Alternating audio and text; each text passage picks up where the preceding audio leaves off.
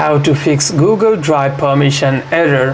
First, you want to simply open your drive, and inside your drive you want to simply verify that you are signed in into the correct Google account, and you'd be able to do so by doing such. You want to simply tap on your profile picture over here, and you'd be able to see accounts available on your device. You want to simply sign in into the account that has the access to the files or folders that you want to access. After that, you want to simply open the files and folders, and if you are having any kinds of permission issues, what you can also do is, if you do not have that account, you can simply request for the access from the file owner.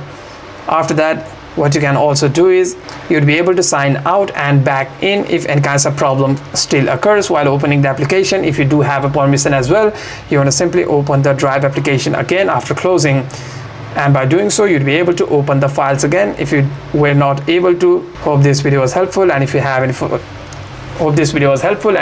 further questions, make sure to leave a comment down below, and I'll see you guys on the next one.